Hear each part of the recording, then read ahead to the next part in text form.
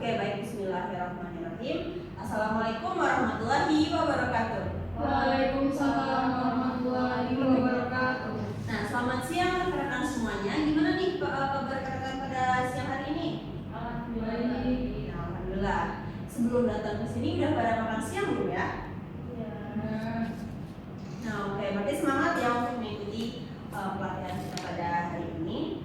Nah, sebelumnya aku mau announce dulu pada teman-teman semuanya, kalau teman-teman mau ke toilet atau hal lainnya, diperkenankan sekarang, karena nanti ketika kita sudah mulai materi, rekan-rekan tidak diperkenankan untuk meninggalkan ruangan ini ya. Nah, dan untuk perangkatnya seperti HP, laptop boleh di silent terlebih dahulu agar tidak mengganggu konsentrasi kita pada nanti penyampaian materi ya. Nah, izinkan saya memperkenalkan diri. Saya Alia Zitra Putri, bisa dipanggil Alia. Saya dari Departemen Psikologi Universitas Negeri Padang. Nah, kali ini saya akan memberikan pelatihan kepada rekan-rekan semuanya mengenai mengembangkan desain hubungan industrial. Nah, selanjutnya saya akan memberikan daftar hadir kepada rekan-rekan. Nah, boleh diisi terlebih dahulu. Jika sudah, nanti bisa dioper ke teman sebelumnya ya. Terima kasih.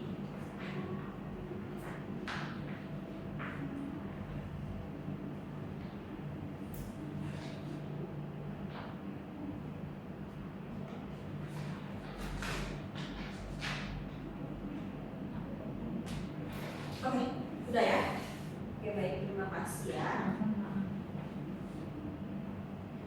Nah, sebelum kita masuk pada materi, aku ingin kenalan dulu deh sama teman-teman yang ada di sini. Bagi namanya yang aku sebutkan, boleh raise hand ya. Yang pertama di sini ada namanya Harinia Zalia, yang mana? Oke, panggilannya siapa Kak? Dine. Oke, halo Kak Dine. Halo. Oke, selanjutnya ada Hariza Mila. Panggilannya siapa Kak? Mariza. Oke, halo Kak Hariza. Halo. Oke, nah berarti di sini ada Kak Dini dan Hariza. Sebelum kita masuk ke materi, aku ada sedikit ice breaking untuk cek fokus teman-teman nih. Nah, ice breakingnya seperti ini. Ketika aku menyanyikan sebaik lirik lagu, nanti kata terakhirnya teman-teman bakal nyambung, sambung ke lagu yang lain. Kita tes dulu ya. Oke, aku mau nyanyi usai nih. Usai sudah semua cerita yang telah kita ukir berdua bersamamu mengajarkanku apa artinya kenyamanan, kesempurnaan cinta. Nah, cinta Jangan kau pergi. oh, bagus ya suaranya. Ini apa yang terakhirnya? Ini. Lagu yang terakhirnya ini ya. Mereka harus melanjutkan ini.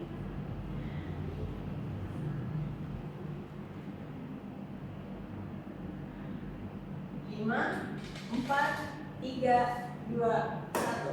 Satunya habis. Nah, dari Kak Dine silakan melirik yang lain yang akan disambung oleh Kak Hariza. Jangan katakan arti cinta, bagaimana aku bisa lupa. Lupa.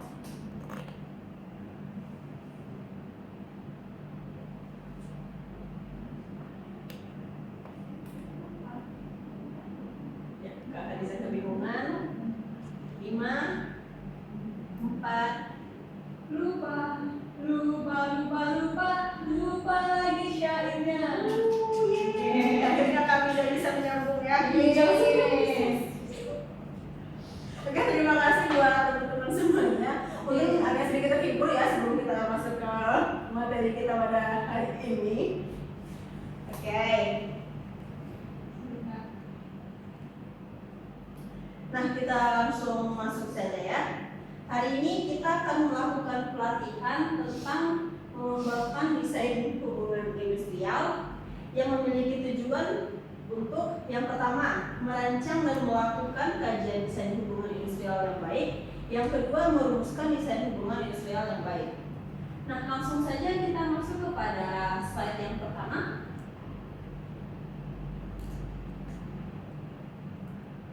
Nah, pada poin pertama,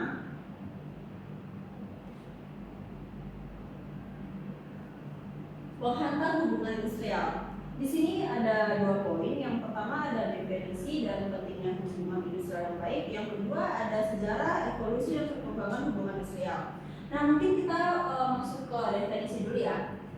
Definisi dan pentingnya hubungan industri yang baik.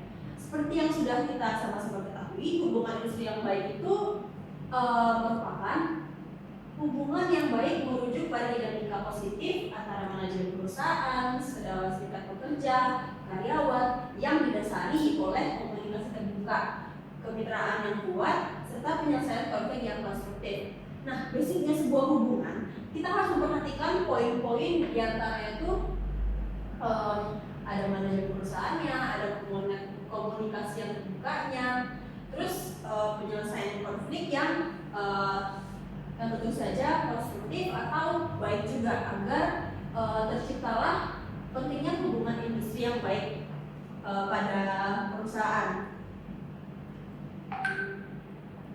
Nah, hal tersebut memiliki manfaat sebagai fondasi bagi produktivitas yang tinggi, keharmonisan lingkungan kerja, peningkatan kesejahteraan karyawan, dan kesinambungan kesuksesan organisasi. Nah, mungkin kita bisa next ke slide selanjutnya. Nah, sejarah, evolusi, dan perkembangan hubungan industrial. Dari dulu hingga sekarang pasti adalah perkembangan atau evolusi dari berbagai perkembangan hubungan industrial yang sudah terjadi di berbagai organisasi, kantor, dan lain sebagainya. Nah, sejarah hubungan industrial ini telah mengalami evolusi yang signifikan dari awalnya sebagai respon terhadap konflik antara pemilik modal dan tenaga kerja, hingga menjadi fokus pada keseimbangan kebutuhan antara manajemen dan pekerja. Nah, perkembangan ini mencakup era perselisihan buruh pada masa awal revolusi industri hingga munculnya gerakan kesetaraan dan keadilan dalam dunia kerja ini. Nah, awalnya dari ada perselisihan sampai membentuk kesetaraan pada dunia kerja. Nah, perubahan ini memperlihatkan transformasi paradigma dari hubungan industrial yang bersifat konfrontatif menjadi lebih berorientasi. Mungkin bisa kita sederhanakan lebih terstruktur ya, yang awalnya itu belum terstruktur hingga lebih menjadi berorientasi pada kemitraan dan berkolaborasi dalam mencapai tujuan bersama antara manajemen dan karyawan. Nah, untuk poin kedua kita bisa masuk ke slide selanjutnya. Ada hukum dan untuk slide selanjutnya ada hukum dan kebijakan. Apapun yang kita lakukan pasti terluput dari hukum dan kebijakan yang ada. Pada basicnya semua memiliki aturan dan hukum yang berlaku. Nah, pada hukum dan kebijakan ini ada 3 poin. Yang pertama, pemahaman terkait hukum ketenagakerjaan yang berlaku. Yang kedua, kebijakan perusahaan terkait hubungan industrial. Dan yang ketiga, ada tata cara penyelesaian sengketa dalam hubungan industrial. Kita tidak dapat memungkiri di dalam industri pasti bakal terjadi perselisihan, perpecahan, dan sengketa yang terjadi di hal-hal lainnya. Nah, oleh karena itu, di sini pada industri atau organisasi ini harus memiliki hukum dan kebijakan agar sesuai pada aturan dan norma yang berlaku. Nah, pada poin pertama saya akan menjelaskan pemahaman terkait hukum ketenagakerjaan yang berlaku. Nah, pemahaman ini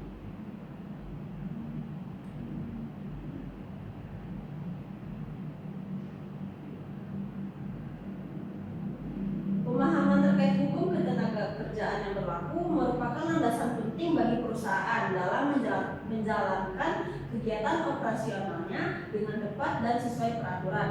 Hukum ketenagakerjaan meliputi berbagai aspek, mulai dari hak-hak dasar karyawan,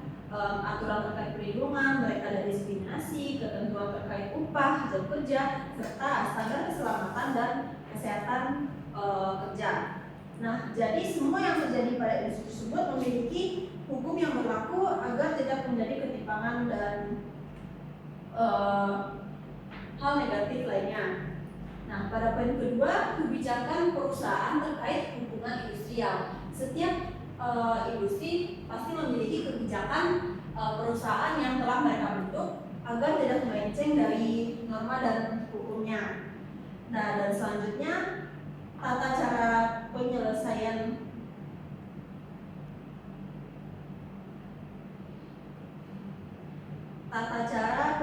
sengketa dalam hubungan industrial.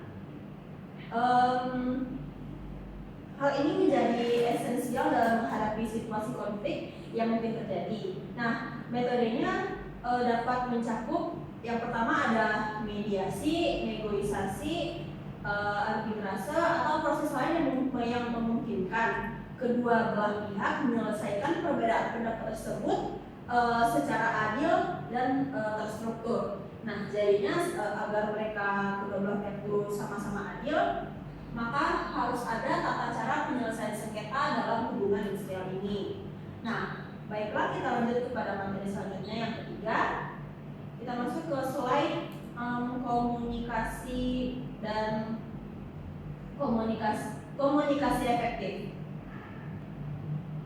Nah, di sini pada komunikasi efektif terdapat 3 poin juga. Yang pertama ada teknik komunikasi yang efektif antara manajemen dan karyawan.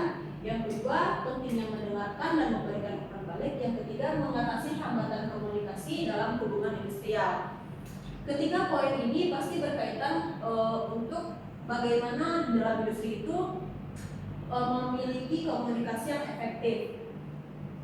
Harus ada teknik komunikasi yang bagus antara manajemen dan karyawannya agar nanti tidak terjadi ketimpangan apapun itu. Nah, yang kedua, pentingnya mendengarkan dan memberikan umpan balik.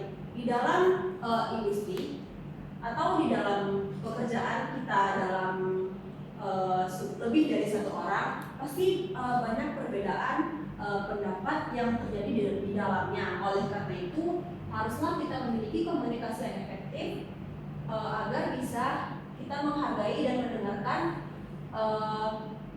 dan memberikan umpan balik kepada rekan-rekan yang memberikan pendapat. Nah, yang terakhir ada mengatasi hambatan komunikasi dalam hubungan industrial. Nah, dinamika ini menjadi tantangan yang harus dihadapi bagi setiap pelaku industri. Hambatan tersebut bisa berasal dari berbagai sumber ya, mulai dari perbedaan bahasa, gaya komunikasi yang berbeda, hingga interpretasi yang beragam terhadap informasi. Namun, kesadaran akan hambatan ini memungkinkan langkah-langkah untuk mengatasinya.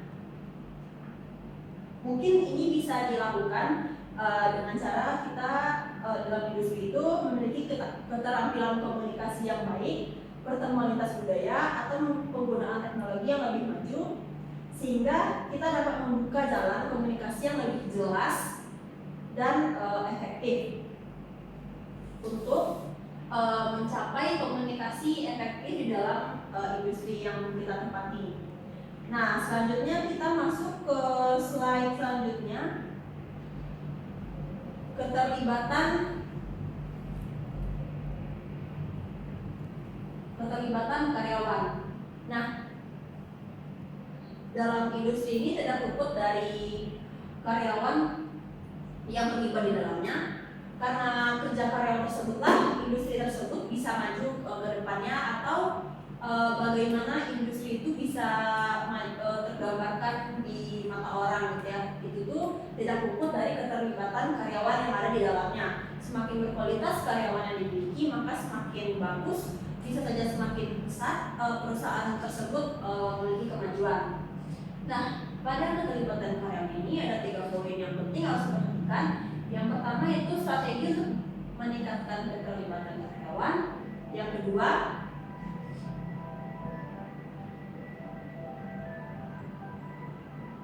kedua, membangun budaya kerja yang inklusif dan partisipatif.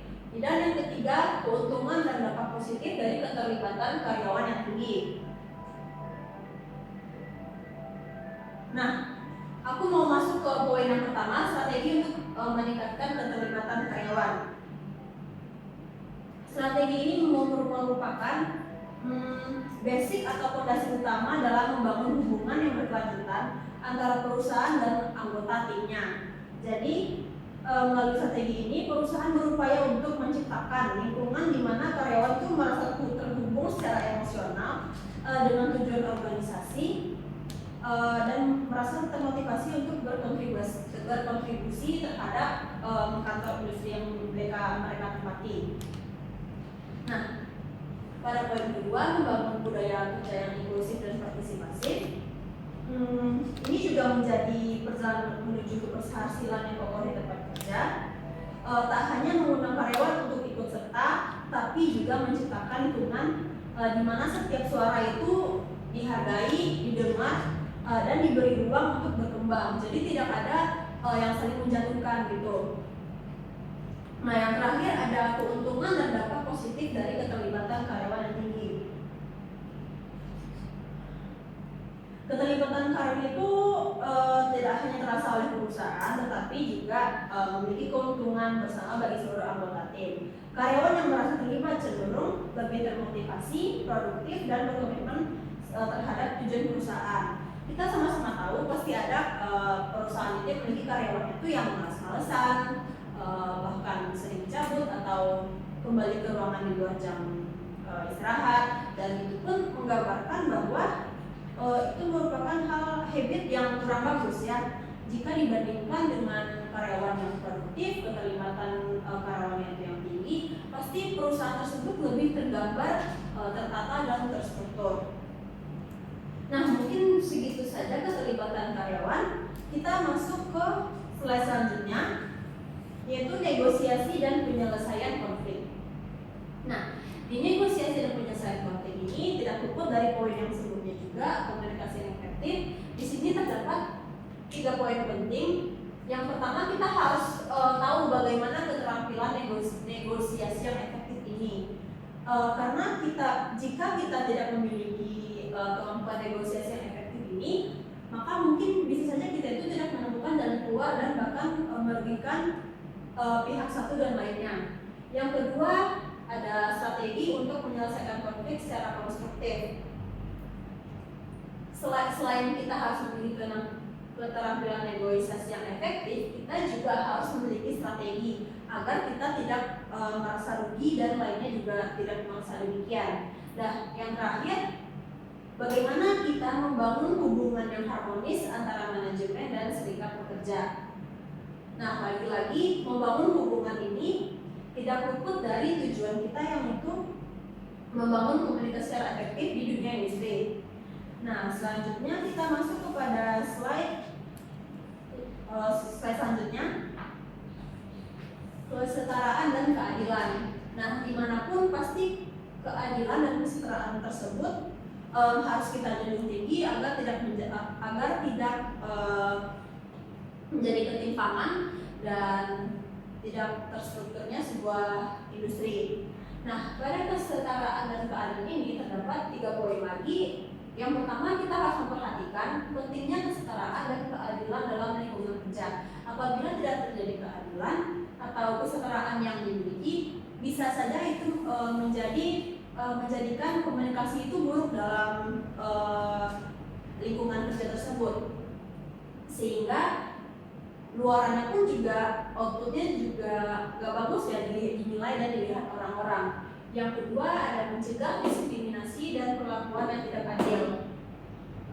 Ini sama seperti di sekolah, misalnya kalau dibully itu pun merupakan hal yang buruk dan akan mencoreng nama sekolah juga. Begitu pun juga di dunia industri, di dunia kantor, apabila ada perlakuan yang tidak adil terhadap atasan atau bawahan atau sesamanya pun pasti akan mencoreng nama perusahaan tersebut dan menjadikan nilai perusahaan tersebut akan turun.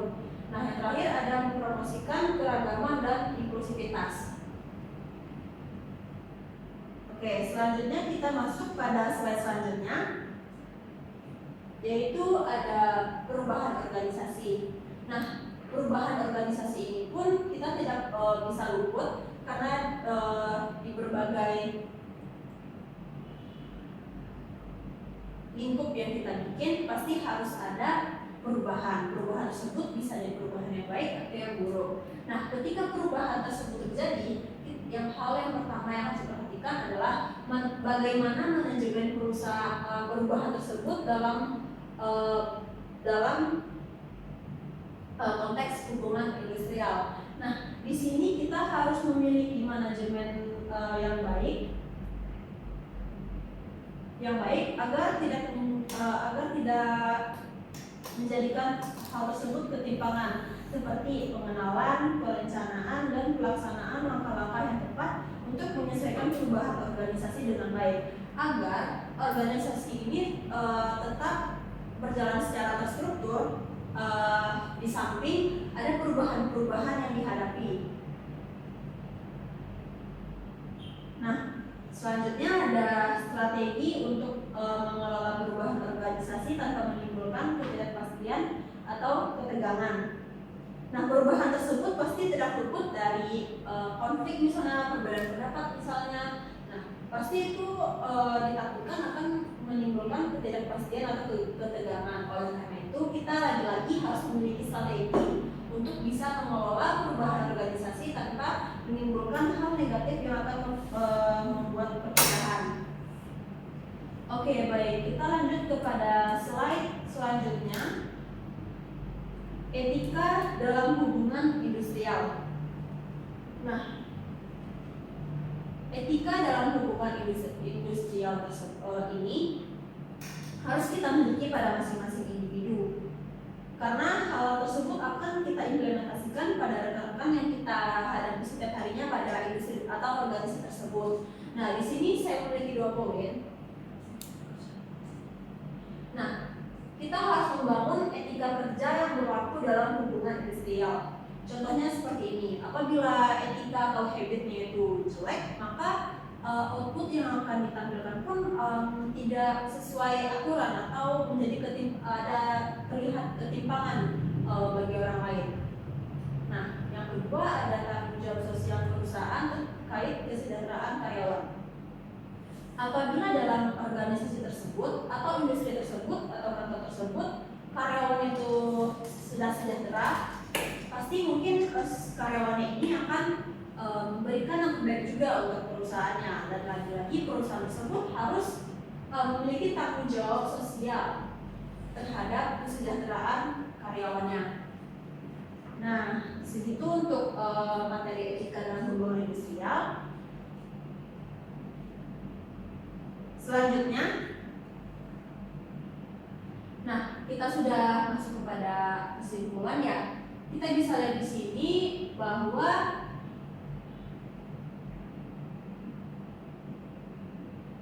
mengembangkan desain hubungan industrial ini harus kita harus memiliki wawasan komprehensif yang mendalam tentang pentingnya menciptakan hubungan kerja yang sehat tadi dan produktif melalui berbagai aspek, mulai dari memahami dasar hubungan, terus implementasi hukum, teknik komunikasi yang efektif, hingga strategi untuk meningkatkan keterlibatan karyawan, dan juga di sini kita bisa mendapatkan bahwa bagaimana keberhasilan organisasi tersebut tidak hanya tergantung pada efisiensi operasional, tapi juga pada dinamika interaksi positif antara manajemen dan karyawan. Dalam menyusun desain hubungan industrial ini, penting untuk memperhatikan aspek hukum juga, komunikasi juga, keterlibatan karyawan, penyelesaian konflik, kesetaraan dan keadilan, tanggung jawab sosial perusahaan, manajemen perubahan, serta mempertimbangkan evaluasi dan tindak lanjut untuk menciptakan lingkungan kerja yang inklusif, berdaya saing dan berkelanjutan untuk menghasilkan organisasi atau industri yang baik juga. Nah, pada awal saya sudah sampaikan kita memiliki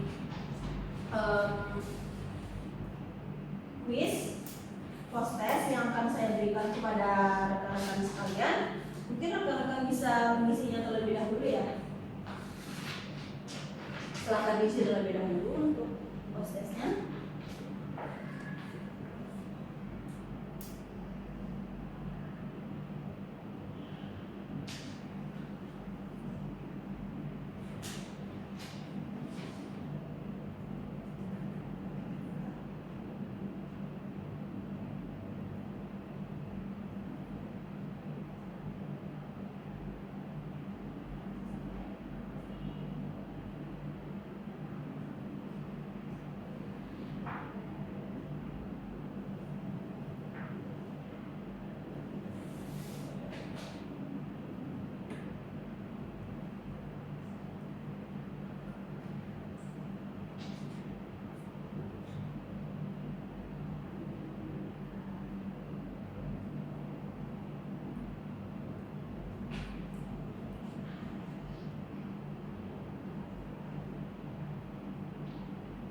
Oke, baiklah. Apakah sudah siap? Bisa saya tarik? Oke, proses ya. Makasih ya. Kepada rekan-rekan, saya ucapkan terima kasih. Mungkin sekian untuk materi kita pada hari ini. Semoga bisa menjadikan manfaat untuk kita semua dalam industri organisasi yang kita punya. Apabila terdapat salah kata mohon dimaafkan. Saya akhiri dengan Assalamualaikum warahmatullahi wabarakatuh. Waalaikumsalam warahmatullahi wabarakatuh. Nah,